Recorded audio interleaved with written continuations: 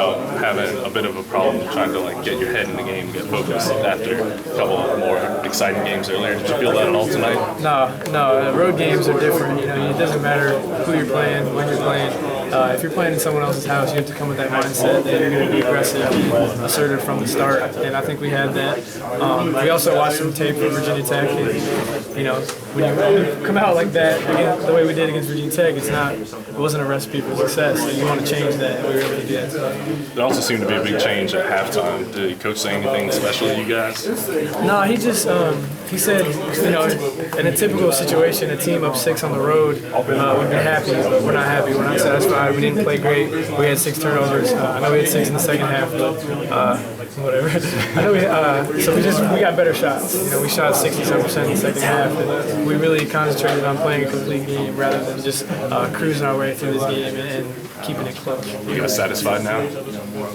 No, we got Florida State on Saturday. Never satisfied. Come on now. Satisfied with this game, but we're ready to keep moving forward. Hopefully, use this as a building block. Do you see like you're getting closer to the team that you think you should be? I think we're getting closer. I don't know how close we are yet, but we're definitely getting closer. We're winning in different ways. We're finding different ways to win. We had to grind out some ugly ones. This game, we were able to get a nice, comfortable lead, in the high teens. So, Justin's playing better. Kennedy and Bryce are playing like the way they did tonight. That's great. JP's finding his comfort zone. I made a couple shots tonight, so I think we're starting to hit our stride. Bryce put up some big numbers for you guys, but Coach Williams seemed very angry with him. How would you describe his performance tonight? I thought he was pretty good. I'd like him to get a couple more rebounds than 6. Defense, he had spurts where he was great with energy, and then he had a couple of bad sprint backs and stuff. But what he gave us on the offensive end tonight is what we needed. He ignited our offense by establishing himself down low, and his jump hook was going. And, we kind of fed off that. We definitely played through him for a majority of the first half and into the second half. So he was great, in my opinion. But I guess I'm not the coach, so I'll just say he was good. When you look at freshman year Bryce and Bryce now, is there a big difference, you think? Yeah, other than how skinny he was when he was a freshman, he's a little bit more mature mentally. Freshman year Bryce, you didn't know what you were going to get. This year, he's doing a better job of hitting the boards consistently. We're being more intense on defense when it comes to hedging ball screens and being in defensive rotations. That's the biggest thing we've been on him about since his freshman year. And obviously, he's always had that scoring touch, but he's bigger and stronger now, so he can get the ball closer to the basket.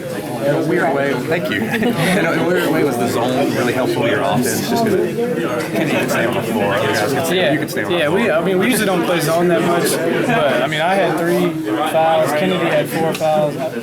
There was a lot of foul trouble out there. At one point, we had 3 guys on the court that were on the brink of serious foul trouble. So we went to the zone to mix it up, and they ended up struggling, getting great shots out of it. I know they hit some threes late, but it gave them a different look, and it gave us a chance to keep our starters on the floor because they were in a groove, or we were in a groove offensively.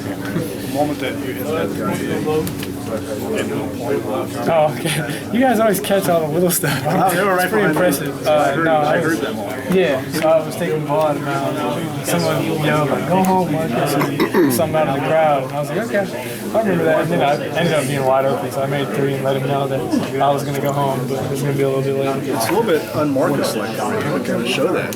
Was that a fun, It was quick. It was quick and subtle. Hopefully only you and me saw it, so it's all right.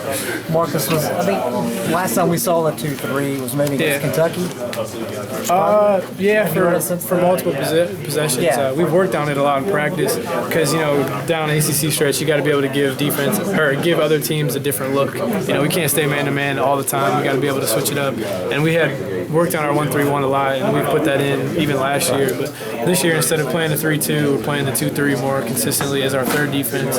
And, tonight it gave them a look that they probably weren't prepared for, so it was nice to have that in our back pocket. How much do y'all practice that throughout a week? At least a couple of times a week. It's something that we don't use a lot, but you have to practice it a lot so that when you're using it, it's usually a critical part of the game because we're trying to, get one stop or make them make one mistake or something like that. So we practice it a lot more than we actually use it. How different would slow down the tempo? You guys still almost got 90 points playing a lot of zone. Yeah. How are you still able to do that, especially on the road? Well, tonight it was easier for us to get our tempo because they were playing at our pace. I think they're second second possessions in the ACC. They almost had the same tempo as us, so they've run it just as much as we did. I think we executed a little bit better in terms of pitching it ahead and finding guys.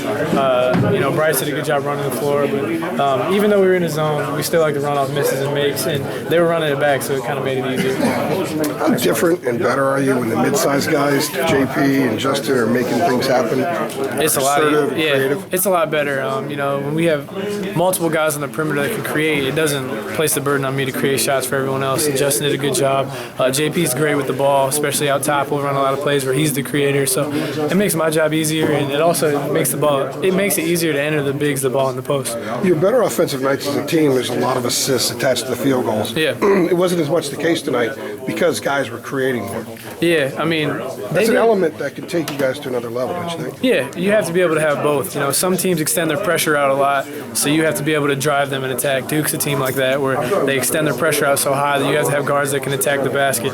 Other teams pack it in, like Virginia, you got to be able to move the ball, screen, and execute your sets better. So to have both of those, clicking, being able to share the ball via the pass and not dribble it as much, and also have guys that can create off the bounce is a really important thing. When JP and Justin are doing that and they're effective, how much pressure does that take off of you to have to put a lot? It does. It takes a lot because they're making better decisions with the ball, and they're having more freedom creating, so it helps our whole offense. A lot more stuff open. Yeah. Marcus Shower.